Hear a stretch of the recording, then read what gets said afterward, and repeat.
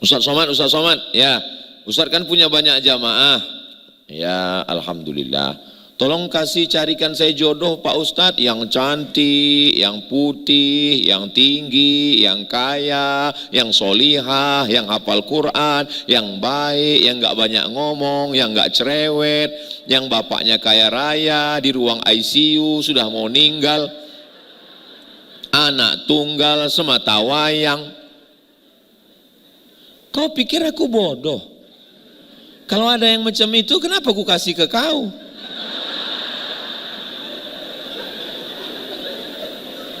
Iya, aku nggak selugu yang kau duga. Saya Ustadz, sebelum suami saya itu ngomong, saya sudah tahu.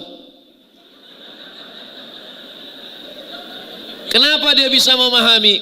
Ya karena berusaha. Dari mulai kenalan pertama, hari kedua, bulan kedua, tahun kedua, berusaha untuk memahami. Kalau suaranya begini, berarti mau kopi. Kalau suaranya begini, berarti mau nasi. Dari intonasi suara saya bisa memahami Pak Ustadz. Dari batuknya aja saya tahu. Nah, itu berarti batuk tanggal 29. Bismillahirrahmanirrahim. Assalamualaikum warahmatullahi wabarakatuh. Kalau Tuan pergi ke Batam, jangan lupa membeli rendang. Dari bunyi sambutan salam, sepertinya jamaah belum makan siang. Apa kabar semuanya? Kumaha? Alhamdulillahi rabbil alamin. Allahumma salli ala sayyidina Muhammad wa ala ali sayyidina Muhammad.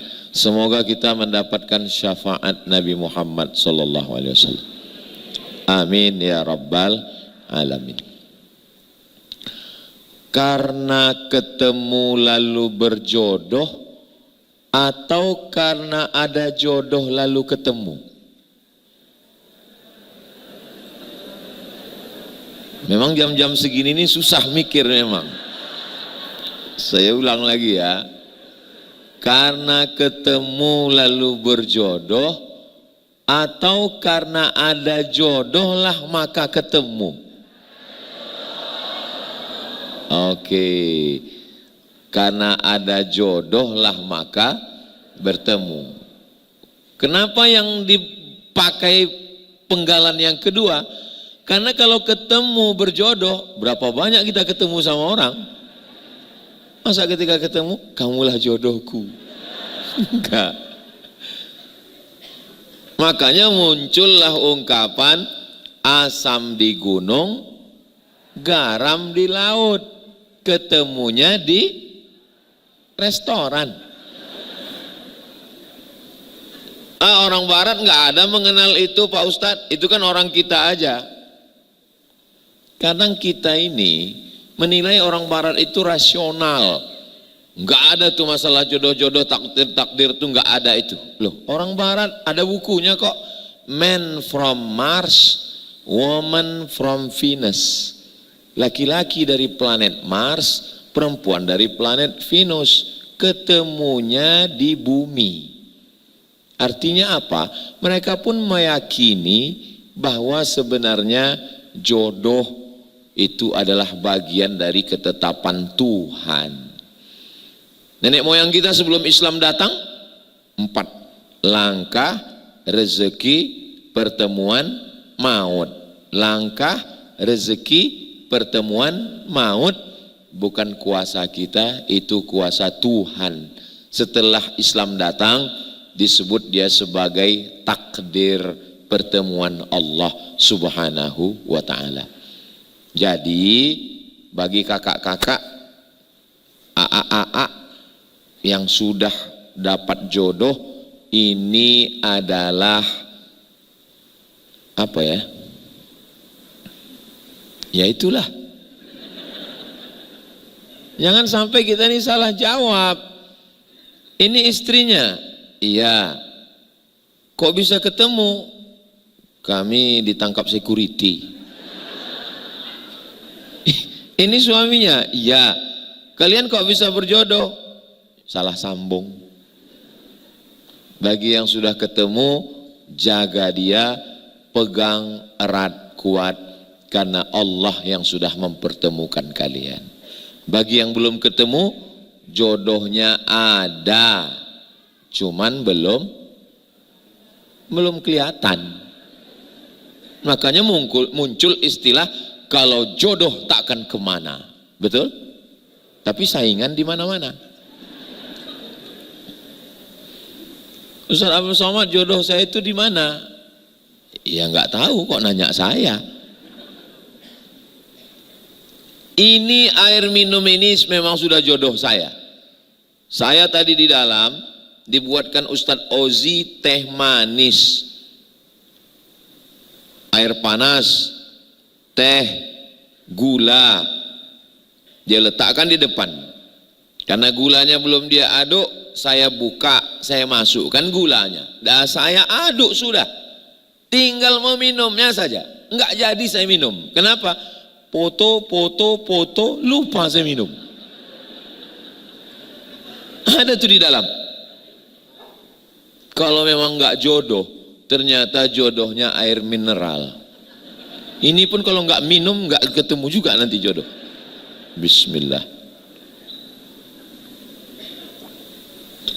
Saya cuma mau ngasih tahu, walaupun ini sudah jodoh saya, air minum saya, kalau saya tidak berusaha untuk membuka tutupnya, menggerakkan tangan saya, bisakah dia masuk ke mulut saya? Enggak bisa. Kira-kira dari ungkapan-ungkapan ini bisa difahami kan? Dari bunyinya kok macam enggak paham. Nanti Ustadz sampaikan dulu materinya agak setengah jam, 45 menit. Setelah itu nanti baru tanya jawab. Ya, makanya kunci yang pertama, bahwa hidup kita ini ada yang ngatur. Dia yang menciptakan saya, dia yang ngatur saya, dia yang ngasih saya rezeki. 3, dia 1, tapi 3 ini ada dalam satu nama. Itulah dia makna 2 huruf, Rabb. Bismillahirrahmanirrahim.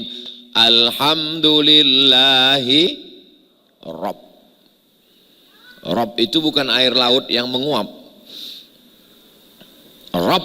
Maka ketika orang sedang dalam keadaan galau, gundah gulana, susah, maka dia katakan, ya Rabb, Engkau yang menciptakan aku, Engkau yang mengatur rezekiku, Engkau yang memberi aku hidup, ya Rabb.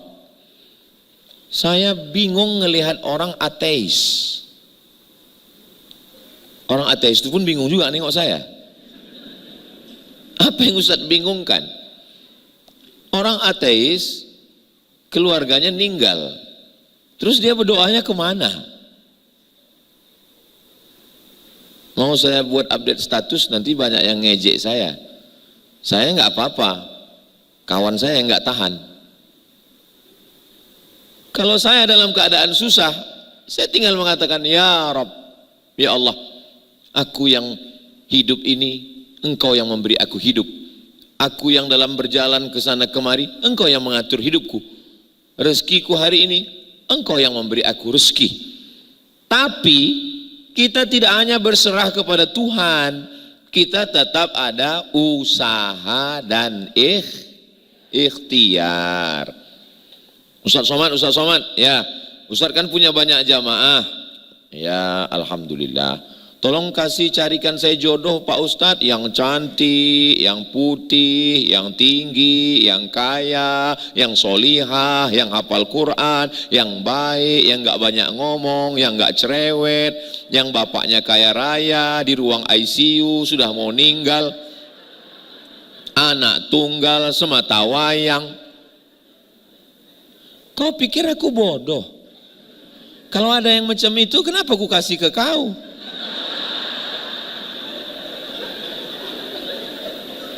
Iya, aku nggak selugu yang kau duga. Tolong nanti tim media sebelum mengupload ini diupdate sedikit ya. Soalnya kalau sampai ke rumah bahaya ini. Jadi keseimbangan antara pengaturan Tuhan bahwa Allah yang ngatur dengan usaha yang ada pada diri kita. Allah kasih saya mata untuk melihat. Allah kasih saya telinga untuk mendengar. Allah kasih saya tenaga. Allah kasih saya kemauan, keinginan, kudrat, iradat. Kudrat, kemampuan, iradat, keinginan. Ada orang punya kemampuan, tapi nggak ada keinginan. Bawaannya lemah, letih, lesu, letoy, loyo, lunglai. Bawaannya mau mati aja. Malaikat maut belum datang dia udah mati duluan. Ini perasaan belum dicabut kok udah mati. Tapi ada orang yang punya kemauan, kemauannya kuat, tapi nggak ada kemampuan. Kita alhamdulillah ada kemampuan dan ada kemauan. Makanya saya nggak pernah mengejek teman saya, kawan saya, sahabat saya, baik yang lajang, yang gadis maupun yang istrinya meninggal atau suaminya meninggal. Nggak pernah saya tanya, kok nggak nikah? Nggak pernah. Jangan ejek di depan orang banyak. Saya selalunya kalau bicara itu 4 mata. Ada yang mau kubicarakan 3 mata. Pertanyaan pertama kalau dia laki-laki, yang saya tanya, kau ada selera nggak nengok perempuan? Nah, itu dulu pertanyaan. Jangan kita kasih, dia nggak mau. Kasih lontong, nggak mau. Kasih soto, nggak mau. Kasih sosis, nggak mau. Rupanya dia vegetarian. Nah, makanya tanya dulu. Jadi saya tanya, kau ada selera sama perempuan? Ada kata dia. Marah dia, tersinggung. Mana orangnya? Ini. Besok kita datang. Besok kita temui dia. Kita temui orang tuanya. Aku nggak berani begitu, begini, begono. Aku yang ngomong, saya bilang. Dulu saya mau membawakan, dulu sebelum viral. Sekarang saya nggak berani. Soalnya kalau sekarang saya membawakan, saya yang dipilihnya. Mohon maaf Bu, Pak, ini ada teman saya rencana mau minang anak Bapak. Terus kalau dia bilang sama Ustadz aja ya katanya. Jadi seimbang antara pengaturan Tuhan, antara adanya kuasa Allah dengan ada usaha dari kita. Ada usaha. Saya antara minum dengan nggak minum itu bisa milih atau nggak milih? Bisa. Kalau saya mau, saya minum. Kalau nggak mau, saya nggak minum. Itu ada pilihan. Antara minum air mineral dengan air teh, ada pilihan nggak? Nggak ada pilihan. Ada kalau panitia mau.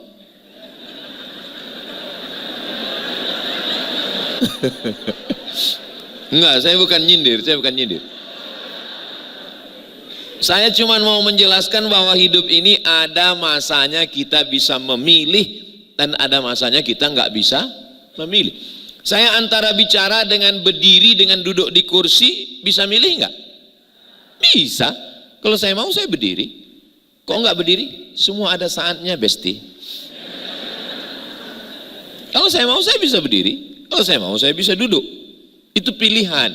Tapi ada yang nggak bisa memilih. Saya sebagai seorang anak laki-laki yang lahir di Pulau Sumatera menjadi orang Melayu, bisa milih nggak? Nggak bisa. Karena dulu malaikat nggak pernah datang bawa kertas, kau mau jadi orang apa? A. Arab, B. Batak, C. Cina, D. Dayak, nggak bisa. Maka kita nggak boleh ngejek orang karena sukunya, karena dia nggak bisa milih. Maka dalam hidup ini ada saatnya kita memilih, ada saatnya kita tidak bisa memilih. Yang paling jahat manusia ini adalah dia bisa memilih, tapi dia pura-pura tidak bisa memilih, dan ketika pilihannya salah, dia kambing hitamkan Tuhan. Antara pacaran dengan nikah bisa milih nggak? Bisa. Lalu dengan pilihan yang salah, Allah mengatakan fankihu, menikahlah kamu. Nabi mengatakan tazawwaju, menikahlah kamu. Tapi dia nggak mau. Akhirnya dia pacaran. Langkah pertama selimut tetangga. Langkah kedua cinta satu malam. Langkah ketiga pulang-pulang berbadan dua. Sudah mulai mati lampu. Dengan penuh kesadaran dia pilih dosa, padahal dia bisa memilih. Lalu kemudian setelah itu dia pun melakukan perbuatan maksiat, dosa dengan penuh kesadaran. Dia bukan nggak sadar. Dan ketika sudah terjadi ditanya orang, kenapa kau buat dosa? Sudah ketetapan Tuhan. Tuhan yang mana, bro? Maka yang ingin saya sampaikan, bahwa hidup ini pilihan. Tapi ada yang saatnya kita bisa memilih, ada yang kita tidak bisa memilih. Menikah itu, ya kita tentukan pilihan kita. Setelah berusaha berdoa, setelah berdoa bertawakal. Setelah bertawakal, ridho. 4 step. Langkah yang pertama, usaha. Ustadz, tolong carikan saya jodoh Pak Ustadz. Kufoto kau ya.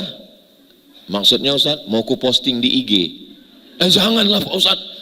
Malu Pak Ustadz. Oh kalau gitu gimana?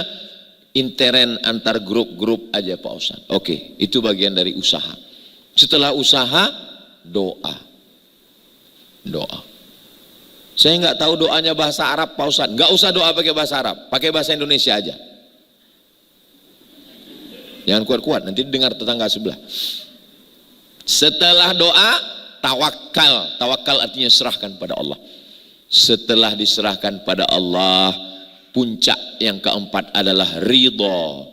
Ridho bahasa kitanya rela. Rela itu apa ya? Pernah nggak ngelihat mayat waktu dimandikan, diambil tisu, dikorek telinganya, ngelawan atau enggak? Ngelawan.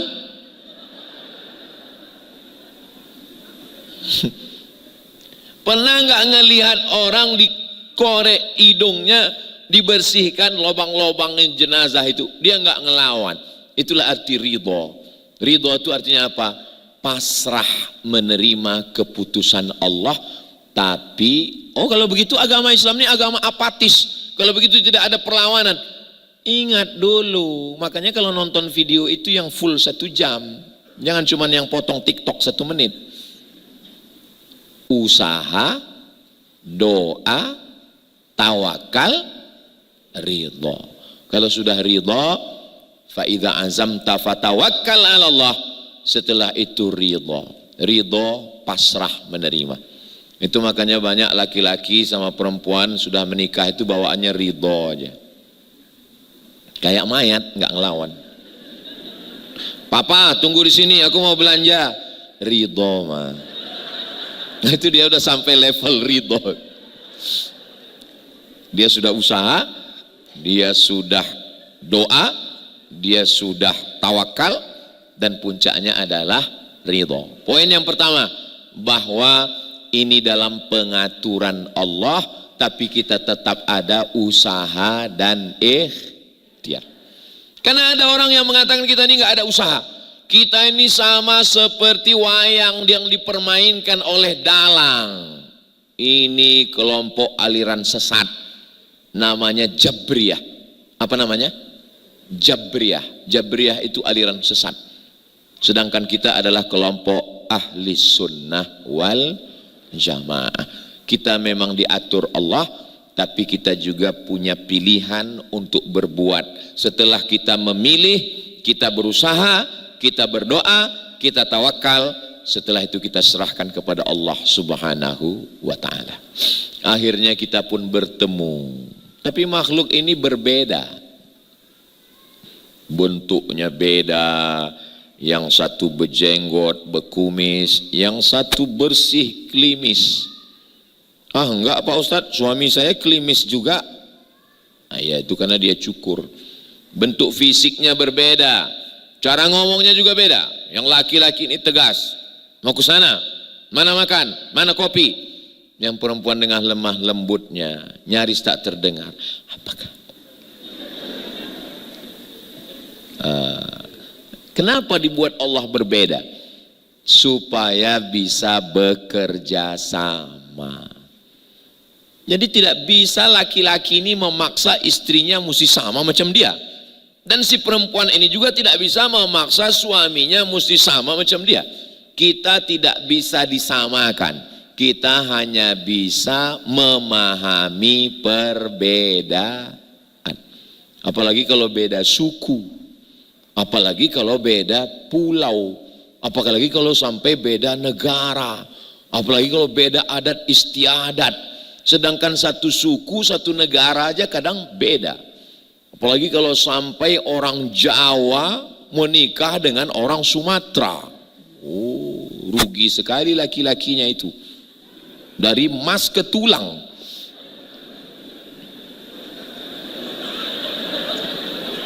Tapi karena yang menyatukan mereka adalah saling mengerti, saling memahami.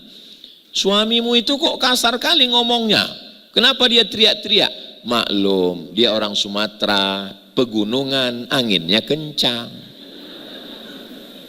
Dia berusaha untuk dia memahamkan dirinya mudah, tapi memahamkan ibunya, memahamkan ayahnya, memahamkan adiknya. Kata adiknya, kau kakakku, kenapalah kau dapat orang Sumatera itu yang ngomongnya kasar? Dia mulutnya aja kasar, hatinya lebih kasar lagi. Jadi kita ini kadang meyakinkan diri kita mudah, tapi meyakinkan keluarga kita. Tapi kenapa mereka bisa bertahan bersama? Bukan karena laki-laki berubah jadi perempuan, bukan juga karena perempuan berubah jadi laki-laki, tapi karena bisa saling memahami. Pertanyaannya, bisakah laki-laki memahami perempuan? Ada orang yang ngomong, kata dia memahami perempuan itu sama seperti berjalan di tepi pantai. Pertama kali kita jalan di tepi pantai yang tenggelam satu lutut, lalu kita katakan lautan itu ternyata dangkal. Habis itu kita mulai berjalan ke tengah, tenggelam sampai ke pinggang, lalu kita katakan ternyata lautan itu hanya setengah diriku. Sampai akhirnya kita tenggelam di tengah, kita pun nggak tahu laut itu sedalam apa. Apakah mereka yang sudah menikah 20 tahun itu benar-benar mengerti tentang istrinya? Wallahu a'lam bishawab. Kita hanya berusaha memahami. Suami begitu juga pada istri, istri juga begitu melihat suaminya. Saya Ustadz, sebelum suami saya itu ngomong saya sudah tahu. Kenapa dia bisa memahami? Ya karena berusaha. Dari mulai kenalan pertama, hari kedua, bulan kedua, tahun kedua, berusaha untuk memahami. Kalau suaranya begini berarti mau kopi. Kalau suaranya begini berarti mau nasi. Dari intonasi suara saya bisa memahami Pak Ustadz. Dari batuknya aja saya tahu. Nah, itu berarti batuk tanggal 29. Dari tatapan matanya bisa saya pahami Pak Ustadz. Kalau matanya begini berarti mau mancing tuh Pak Ustadz. Kalau begini berarti mau touring. Saya posting motor yang nggak dibawa touring 2 bulan akan disita oleh negara. Langsung para rider komen setuju. Kita tidak bisa menyamakan. Sedangkan satu perut, satu ibu, satu rahim beda sifatnya. Satu ayah, satu bahan baku, satu pabrik. Apalagi anak orang. Orang kembar, satu ayahnya, satu emaknya, satu ibunya, satu lambungnya, satu rahimnya, satu gennya, nggak sama sifatnya. Apalagi ini anak orang. Iyalah Pak Ustadz, masa anak monyet? Jadi poin yang kedua adalah kalian sudah dipersatukan Allah dan kita berusaha untuk saling memahami, untuk saling mengerti. Saya dulu ngajar jadi dosen 11 tahun, 2008 sampai resign dari PNS dosen 2019. Mahasiswa itu nggak tahu apa yang ada dalam hati saya, maka saya mesti speak up, ngomong. Adik-adik mahasiswa, kita ada 16 tatap muka. Pertemuan pertama bagi judul, pertemuan yang kedua presentasi makalah, pertemuan yang ke-8 mid semester, pertemuan yang ke-16 UAS, ujian akhir semester. Kalau sudah dibagi judul, nanti pertemuan kedua kalian presentasi ke depan. Saya tidak mau ada yang datang terlambat lalu ngomong, Ustadz, tadi ketika makalah sudah mau kami print, tiba-tiba datang virus menyerang komputer. Dan ketika kami mau colokkan listrik, pemadaman bergilir. Dan ketika kertas sudah siap, datang hujan lebat, angin puting beliung, bencana tsunami. Saya nggak mau ada drama-drama. Kalau kalian siap makalah, presentasi. Tapi kalau kalian nggak siap makalah, jangan datang. Tapi bahasa saya ke mahasiswa kan nggak bisa begitu ke istri. Jadi Bapak Ibu, Kakak, AA, jangan anggap saya ini Ustadz lalu saya di rumah ngomong sama istri saya seperti ini. Enggak. Bukan berarti saya ngomong, ya ayyuhalladzina amanu. Bukan begitu. Ini kita berusaha loh. Berusaha untuk memahami. Apalagi ada batas usia yang panjang, perbedaan pulau, perbedaan suku. Saya tidak mengatakan kita pernah finish selesai. Kalau S1 jelas ujiannya, skripsi.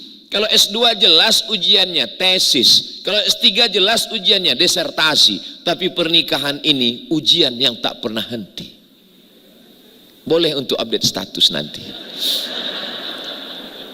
Saya juga sedang berusaha untuk memahami. Tapi kita nggak tahu apa yang ada di hatinya. Dan dia pun nggak tahu apa yang ada dalam hati kita. Kita hanya berusaha untuk menebak-nebak, menduga-duga saja. Kenapa dia diam ya?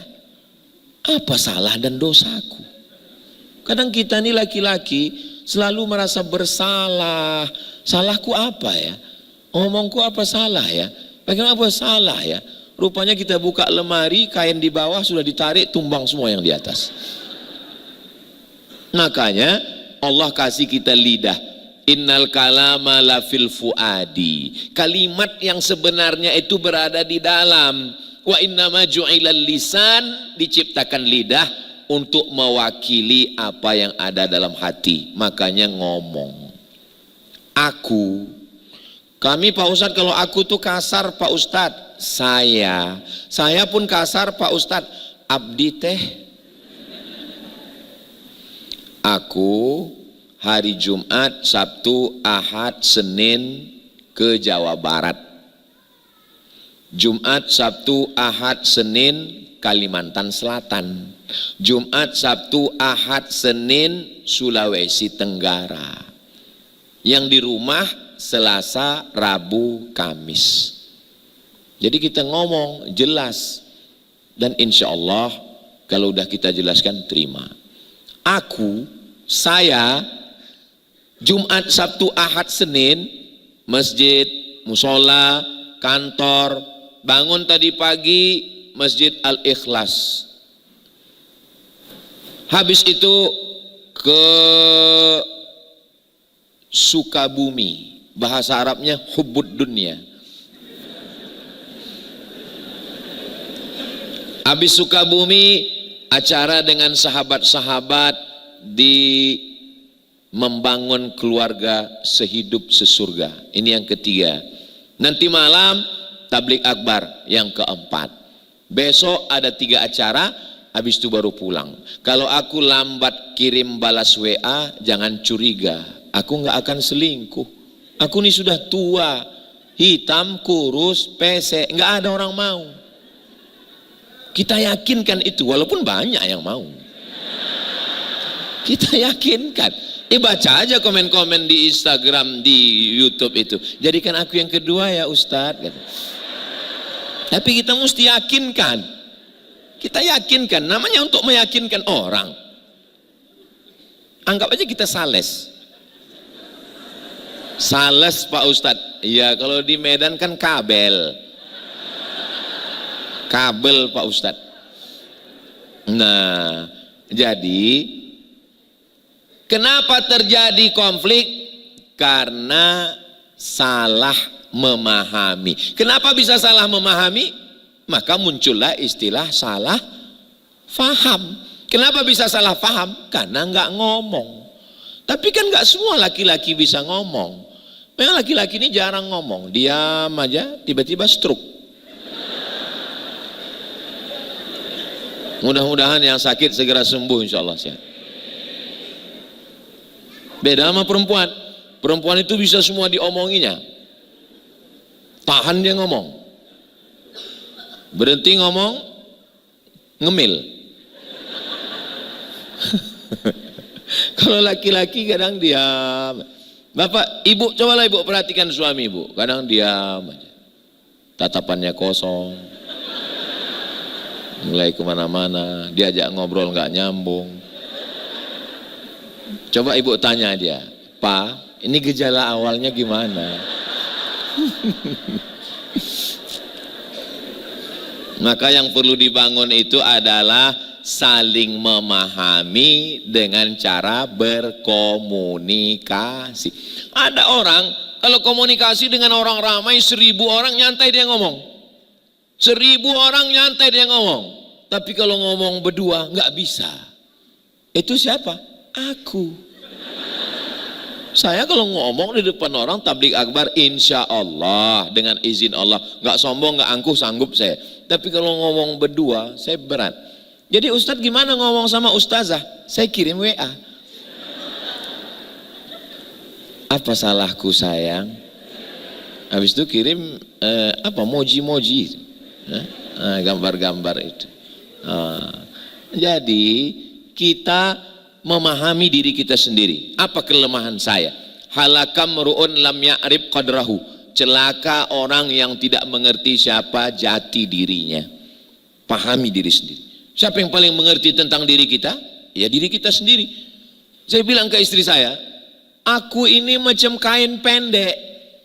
Kain pendek ditarik ke kepala, kebuka kaki. Ditarik ke kaki, terbuka kepala. Maksudnya aku nggak sempurna.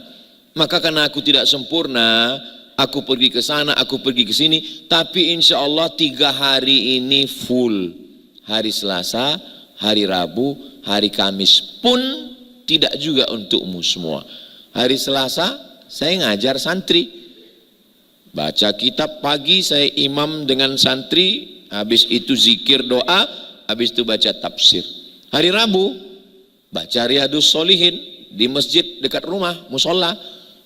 Habis itu nerima tamu. Tamu jam 8, jam 9, jam 10, jam 11, jam 12, tergantung jumlah. Habis itu hari Kamis.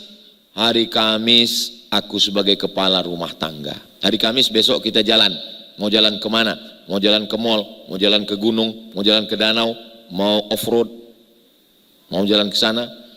Kami nggak percaya sama Ustaz Somad bisa jalan ke sana kemari. Apa nggak ketemu sama orang? Apa orang nggak minta tanda tangan? Apa orang nggak minta foto? Pakai masker, pakai kacamata hitam,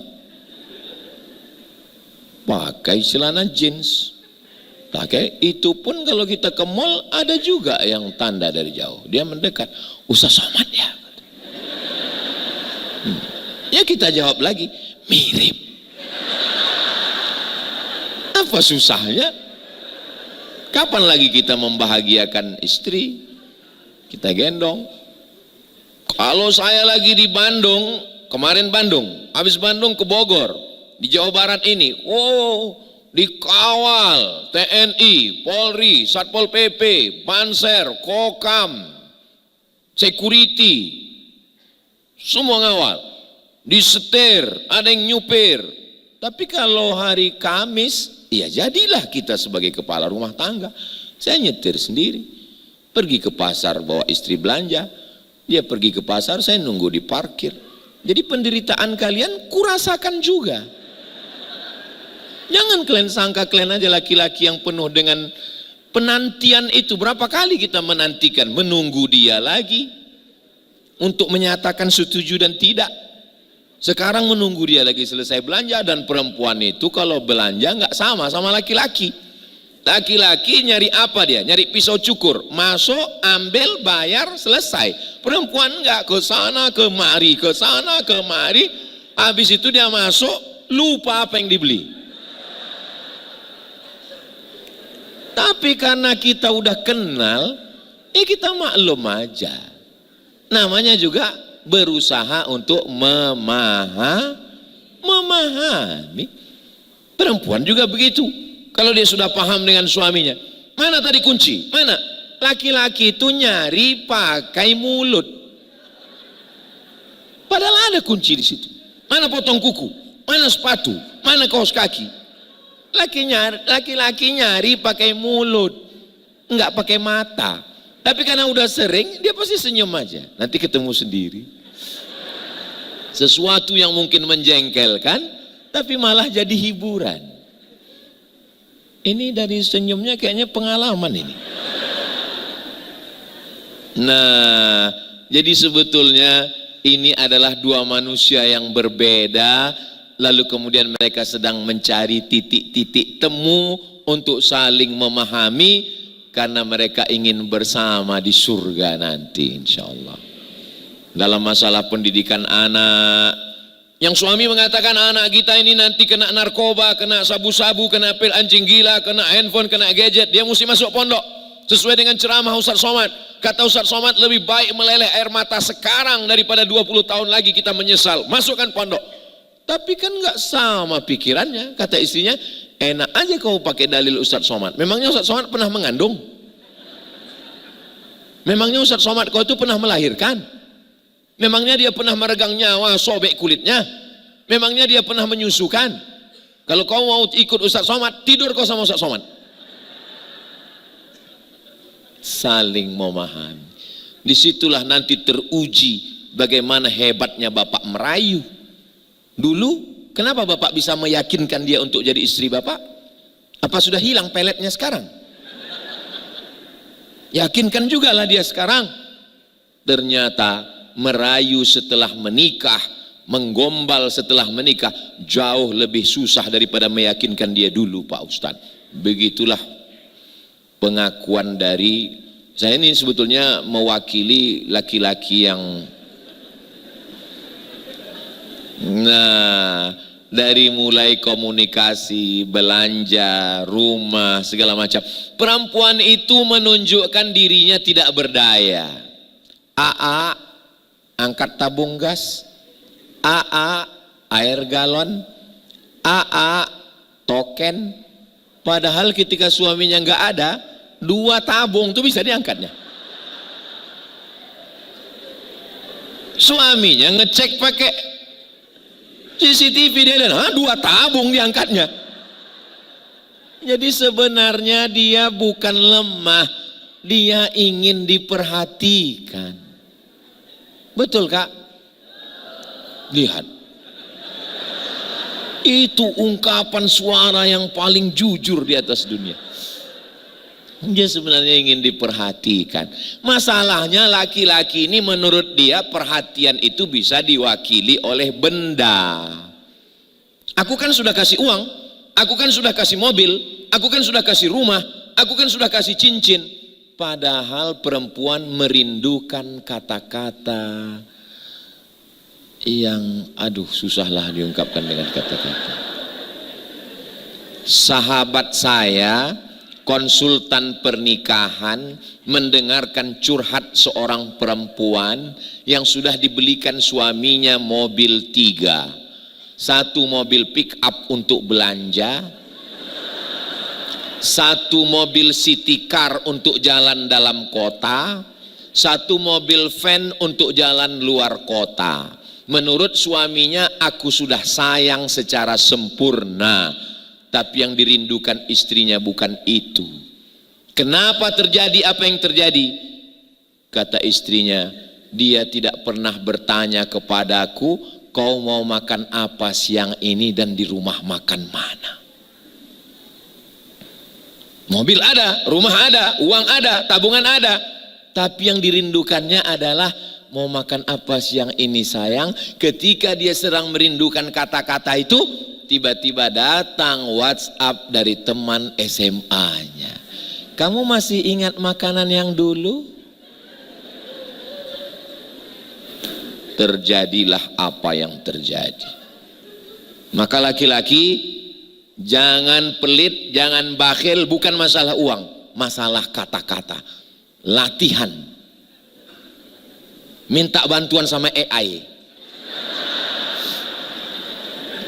Coba nanti pulang dari sini tanya, AI, seandainya kau jadi perempuan, apakah kata-kata yang kau rindukan?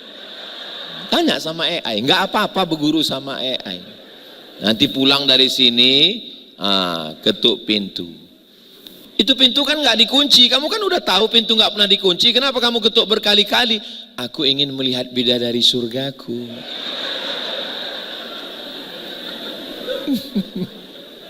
Perempuan itu ingin, ini Ustaz Somad ngarang aja nih, masa ada perempuan begitu? Ya, Sayyidatuna Aisyah, istri Nabi, penghuni surga, dijamin masuk surga, orang yang suci, orang yang bersih, tapi dia tetap menginginkan kata-kata yang indah.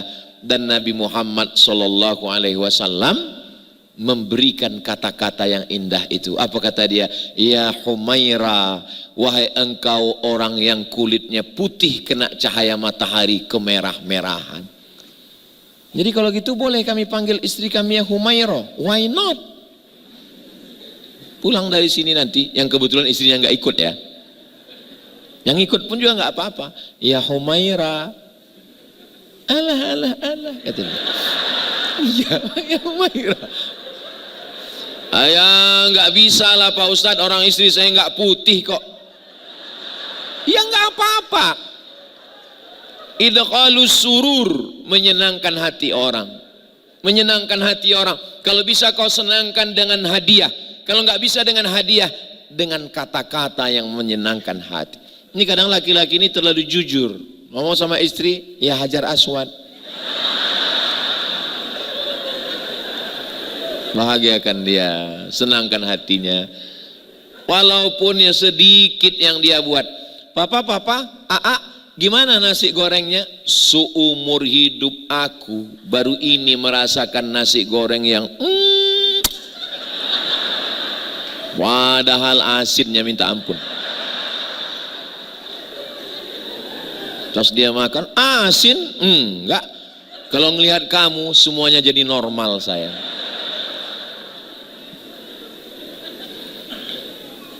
Kata dokter jangan banyak-banyak pakai gula. Yang paling bagus itu pakai air teh aja, nggak usah pakai gula. Ya udah nggak usah pakai gula. Pahit. Kalau ngelihat kamu manis.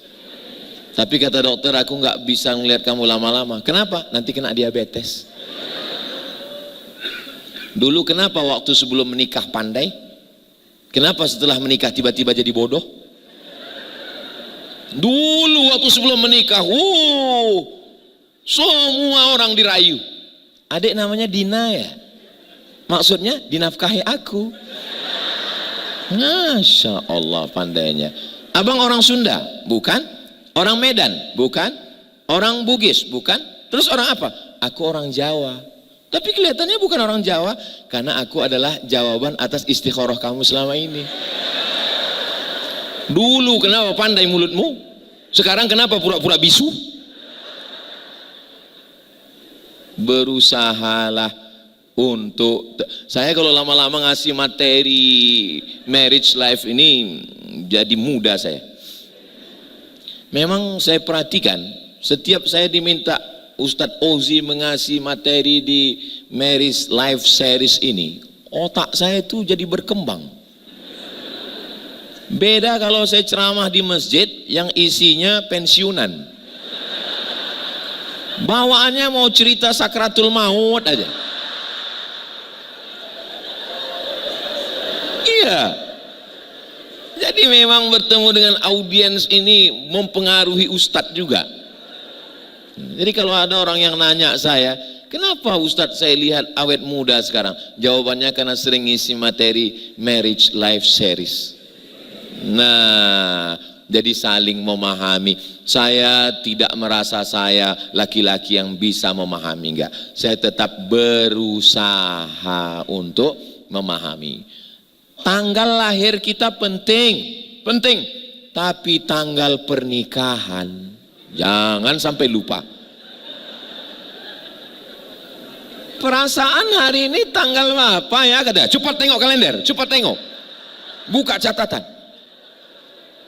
Tanggal lahir kita lupa nggak apa-apa. Tapi tanggal hari pernikahan jangan sampai lupa. Itu bisa neraka jahanam. Kalaupun lupa, jangan ngaku. Kamu nggak ingat kan? Aku ingat. Terus surprise.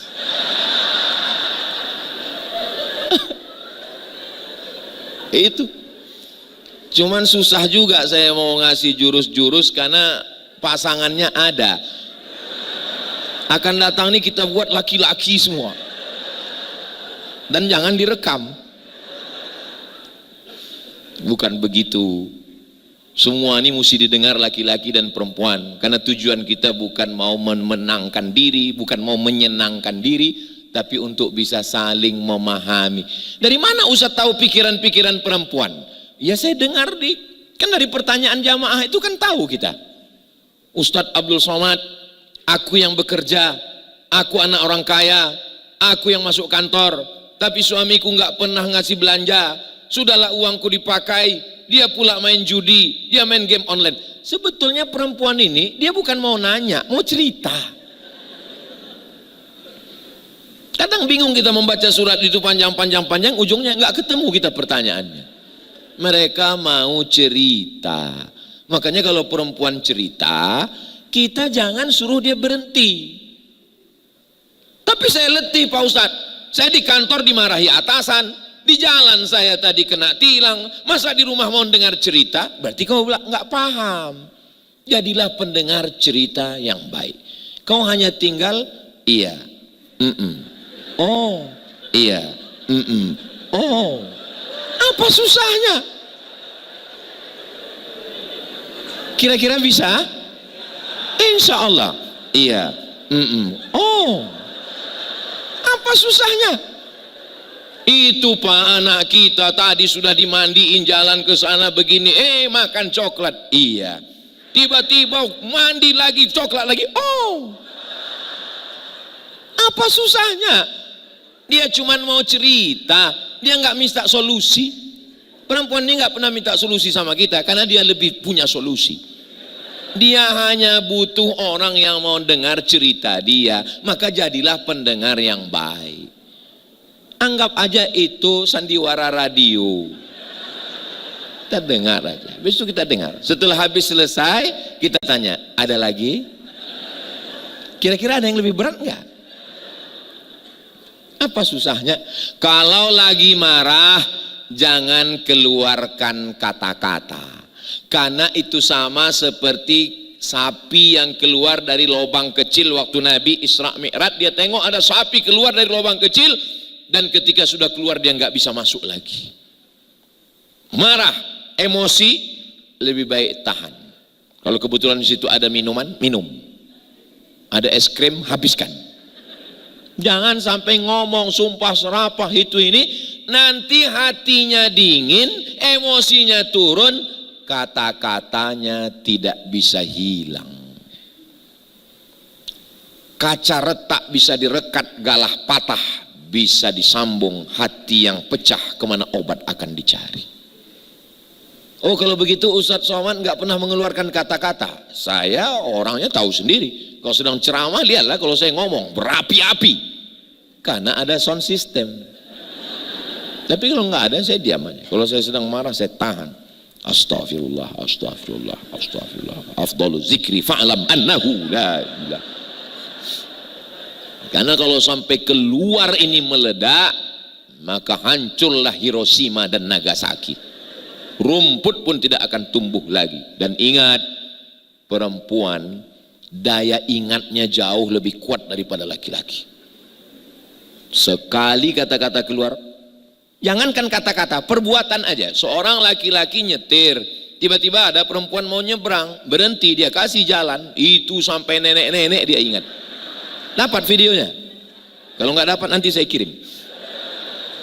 Sampai sudah tua beruban istrinya, udah miring duduknya, dia suruh. Gara-gara hanya laki-laki ngasih. Jatuh tasnya, jatuh kainnya, sedang jalan dengan istrinya, tiba-tiba orang yang depan itu ada yang jatuh, diangkatkannya, itu sampai mati dia ingat. Itulah kenapa dalam Islam perempuan gak boleh mengantar jenazah ke liang lahat. Kenapa gak boleh? Karena ingatan perempuan sangat kuat, beda sama laki-laki. Laki-laki itu di bawah amnesia sedikit, cepat sekali dia lupa. Itu laki-laki, manusia, dimensia, amnesia.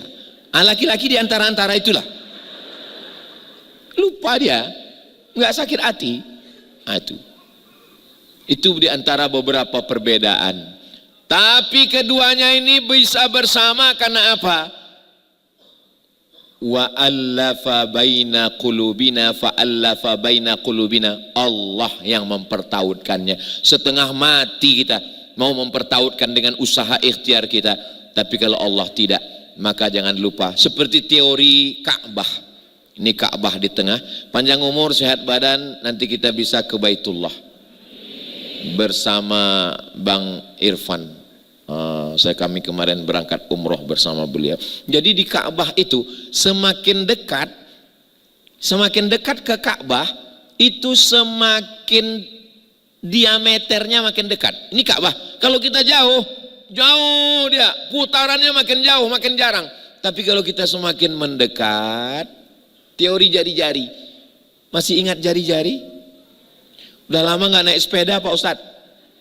Jari-jari sepeda semakin dekat ke porosnya, dia makin dekat. Maka kalau kita semakin dekat dengan Allah, usaha sudah, tapi dekat dengan Allah. Bangun malam, nggak usah dijawab, jawabnya dalam hati. Kapan terakhir membangunkan istri untuk tahajud malam? Jangan dijawab. Nanti malam ambil semprotan bunga anggrek, bangun sayang. Untuk apa? Aku mau ke dapur takut hantu. Bangunkanlah dia untuk sholat tahajud malam. Saya Pak Ustadz mau tahajud, tapi saya baru hijrah, baru taubat, baru dengar pengajian Ustadz, saya belum bisa baca ayat. Enggak apa-apa jadi imam, ayatnya enggak usah kuat dulu. Kayak sholat zuhur aja, modalnya cuma takbir. Allahu Akbar, Allahu Akbar. Tapi jangan sampai lupa sami Allah. Saking groginya, Allahu Akbar. Kata istrinya, sami Allah kali. Batal sholatnya. Nggak boleh keluar satu kata yang bukan Arab dalam sholat. Rasakan sendiri bagaimana kita sholat dengan istri, ada kedekatan hati. Kalau orang tua sudah meninggal, habis sholat itu untuk almarhumah ibunda, untuk almarhumah ayahanda, kirimkan doa. Itu dia punya kedekatan hati. Ternyata kamu sayang ke ayah aku, ternyata kamu sayang ke ibu aku. Ibu saya sayang sama saya, ya memang emak saya, dia mengandung saya, membesarkan saya, melahirkan saya. Tapi ada seorang perempuan yang tidak pernah mengandung saya, tidak pernah melahirkan saya, tidak pernah membesarkan saya, tapi dia lebih sayang pada saya. Anaknya dia berikan kepada saya. Itulah ibu mertua kita. Kirimkan video pendek, kirimkan kata-kata, kirimkan pertanyaan, kirimkan video. Kita kirim video ke mama ya, ke umi ya, ke abi ya, apa kabar, sehat, sebagai bentuk perhatian. Saya alhamdulillah Pak Ustadz belum bisa ngirim apa-apa, paket pun belum bisa. hanya mengirimkan kata-kata. Sudah berapa lama? Sudah 20 tahun. Keterlaluan. Saudaraku yang dimuliakan Allah Subhanahu wa taala, terus kita memahami dari tadi Ustadz memahami ini sampai kapan? Sampai akhirnya malaikat maut datang mencabut nyawa. Kalau dia sudah datang, ternyata cepat sekali waktu berlalu kalau cerita live marriage, live series. Orang yang paling cerdas di Indonesia ini diakui oleh orang Jerman teknologi keretakan pesawat. Namanya Bapak B.J. Habibie. Tapi begitu Ibu Ainun meninggal dunia, rapuh. Sampai psikiater menyuruh beliau menulis. Karena pikiran ini berkata terus, akhirnya beliau menulis. Dan beliau berziarah ke kubur. Artinya apa? Laki-laki yang secerdas beliau pun ketika kehilangan orang terkasih tersayang jatuh. Tapi itu Pak Ustadz, ada teman saya nggak cerdas, meninggal istrinya biasa aja. Ya karena nggak cerdas itulah dia.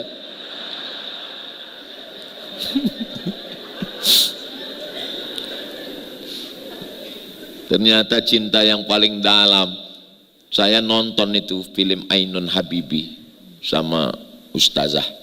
Nonton kita Ainun Habibie. Iya saya bilang, diajak nonton. Begitu dalam saya pun tertidur. Pas ditanyanya gimana ceritanya tadi? Mantap saya bilang. Luar biasa itu saya bilang. Nah, jadi kita saling memahami ini sampai kapan? Makanya dibuatnya bukan sehidup semati. Sekarang banyak orang sehidup semati. Sehidup semati itu artinya aku hidup kau mati. Tapi sehidup sesurga. Insya Allah, Allah pertemuan kita di dunia, Allah pertemukan juga kita nanti di surga Jannatul Firdaus. Tapi tidak semua laki-laki ini mau masuk surga sama istrinya. Aku Pak Ustadz di dunia ini aja aku nggak tahan katanya.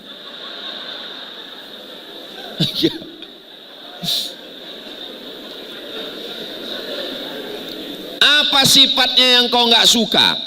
Iya saya diatur-aturnya Pak Ustadz, kau pulang jam berapa, tinggal di hotel mana, kunci motor mana, kunci mobil mana, handphone siapa aja yang nelpon, siapa aja yang kau kirim WA.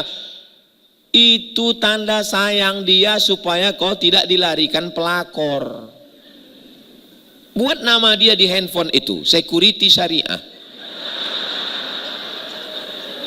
Itu bukan karena dia tidak sayang, itu justru karena sayang dialah. Kalau punya istri yang selalu nanya pulang jam berapa, jalan sama siapa, sholat udah apa belum, kunci motor di mana, transfer kemana aja, gaji di mana. Kalau dapat istri model begini, pegang, jangan dikubur sebelum mati. Kata Nabi, ya Rasulullah, kami mau cari harta yang paling penting itu apa? 3 kata Nabi. Yang pertama, qalban syakira, hati yang selalu bersyukur. Bersyukur. Aku bersyukur mendapatkan kamu, Ma. Kalau bukan kamu yang mendampingi aku dari sekian banyak calon-calonku dulu, kamu kan tahu aku playboy cap tupai.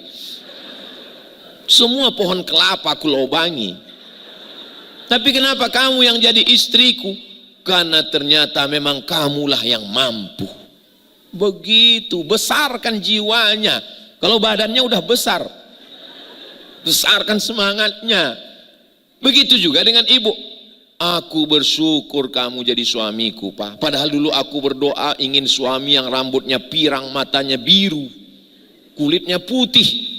Tapi ternyata dapat seperti kamu, hitam-hitam si tampuk manggis, sudahlah hitam lutut bekudis. Tapi aku bersyukur. Kenapa kamu bersyukur? Coba kalau aku dapat suami yang matanya biru, rambutnya pirang, kulitnya putih, pasti aku nggak bisa tidur, aku khawatir, aku cemas, aku depresi, aku anxiety. Tapi kamu, aku nggak pernah khawatir.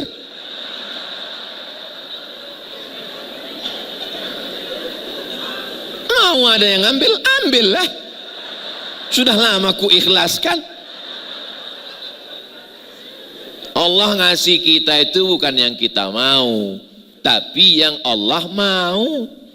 Yang Allah menurut ilmunya layak untuk kita, maka kita qalban syakira. Yang kedua, lisanan dzakira. Lisannya berzikir. Makanya ibu, kakak, jangan heran kalau suami itu setiap ketemu selalu berzikir, astagfirullah, astagfirullah katanya. Istrinya pun begitu juga, innalillah. Lisanan dzakira. Yang ketiga, zaujatan salihatan tu'inu ala imanihi, pasangan hidup yang soleh, yang solihah, yang membantu iman. Itu yang paling penting. Kita lagi down, kita lagi susah, datang dia membahagiakan, membangkitkan semangat kita. Kita pulang kehilangan helm, aduh mah hilang helm, helm hilang, iya, itu si anu motornya hilang, nggak apa-apa, besok motornya hilangkan.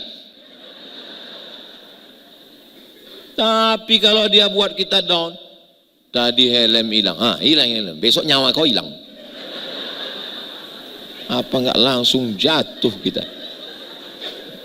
Nah, tapi memang jadi laki-laki ini serba salah memang. Gimana masakanku tadi? Enak. Asin nggak? Enggak. Kau bohong kan? Iya, agak asin. Itulah kau nggak punya pendirian. Maka jadi laki-laki itu mesti siap ini. Tapi yang belum menikah jangan gara-gara ini kalian takut menikah ya. Memang begitu. Aku mau masak nih Pak. Kira-kira kamu mau mie goreng apa nasi uduk? Ya terserah kamulah. Cobalah jadi laki-laki yang berprinsip. Ya udah mie goreng. Kan? Masa semua mesti aku? Ya udah kalau gitu nasi uduk aja. Cepat kali pikiran kau berubah. Ada videonya kan? Nah itu. Nah jadi ya nikmati aja, pahami aja, nggak perlu emosi, nggak perlu marah. Kenapa? Ya memang sudah begitu dari zaman dulu. Perempuan itu tidak mengalami metamorfosa. Dia nggak berubah jadi kupu-kupu. Dia tetap menjadi perempuan sampai masanya. Terus sampai kapan kami mengalami derita ini Pak Ustadz? Kakekmu, ayahmu, dan sekarang giliran kamu. Nanti anakmu juga mengalami yang sama, cucumu juga. Tapi insya Allah mereka bahagia kalau dia nikmati. Cabai itu kan pedas itu. Tapi kalau nggak ada cabai enak makan? Nggak ada, kehilangan cabai. Tapi kalau terlalu pedas sakit juga kepala kita. Maka pandai-pandailah, macam main layang-layang. Kadang dia terbang, jangan terlalu diulur tinggi nanti nyangkut. Tapi jangan juga terlalu ditarik, nanti dia nggak terbang. Ada seninya. Tapi yang paling penting dari semua adalah doa kepada Allah. Kuatkan aku ya Allah. Saya udah nggak tahan lagi Pak Ustadz. Berdoa sama Allah. Kalau bisa doanya dia dengar. Ya Allah, kuatkan aku mendampingi dia ya Allah. Udah nggak tahan kali kurasa. Dia di belakang. Apa kata kau? Kata. Suami saya nggak sholat Pak Ustadz, saya sudah taubat Pak Ustadz, saya sudah hijrah Pak Ustadz. Dia nggak sholat? Enggak. Kok bisa kalian menikah? Aku pun nggak sholat juga dulu Pak Ustadz. Tapi setelah mendengar ceramah Ustadz, aku sholat. Sudah berapa lama? Baru subuh tadi.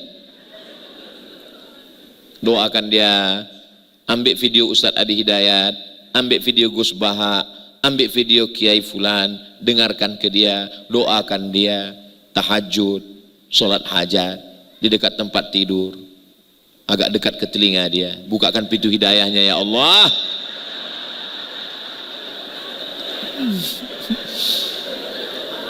Kira-kira mau terdengar azan subuh, bisikkan ke telinganya sayup-sayup, la ilaha illallah.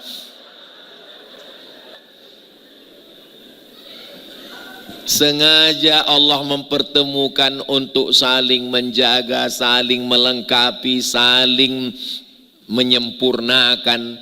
Karena sesungguhnya laki-laki tidak sempurna dan perempuan juga tidak sempurna. Maka kata Nabi, man tazawwaja, siapa yang menikah, faqad istakmala nisfal iman, dia sudah menyempurnakan setengah iman. Setengah iman saya ada pada ustazah, setengah iman dia ada juga pada saya, sehingga ketika bersama maka sempurnalah iman. Dengan itulah nanti kita mati menghadap Allah Subhanahu wa ta'ala. Dan saat masuk ke dalam surga, ketemu lagi.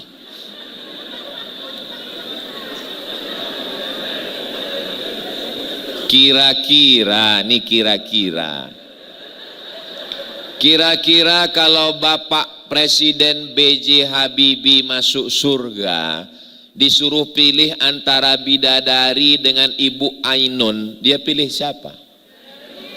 Bu Ainun. 100.000% dia akan pilih, aku hanya inginkan Ibu Ainun. Tapi jangan pertanyaan ini Ibu tanya ke Bapak.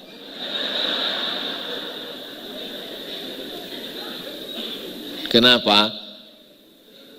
Karena itu nanti akan memicu konflik panjang kalian. Dan yang salah adalah yang ngasih pertanyaan. Tapi Bapak pun andai terjadi nanti jawab aja, kaulah bidadari surgaku. Aku nggak yakin, belahlah dadaku. Nggak akan dibelahnya itu. Jadi kesimpulannya, pertemuan karena Allah, berjalan untuk saling memahami. Proses saling memahami itu pun adalah ibadah. Makanya ibadah yang paling besar bukan tahajud, ibadah yang paling besar bukan haji, ibadah paling besar bukan jihad, ibadah yang paling besar adalah sabar. Tapi jangan gara-gara ini nggak sholat.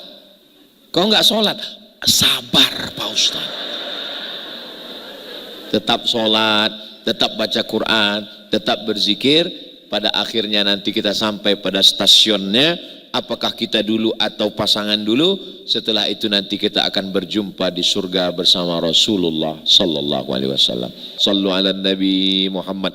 Allahumma salli wa sallim wa barik alaih. Tadi saya mulai jam 2:15, sekarang sudah jam 3:15. Jangan kemana-mana, kita lanjutkan setelah yang satu ini.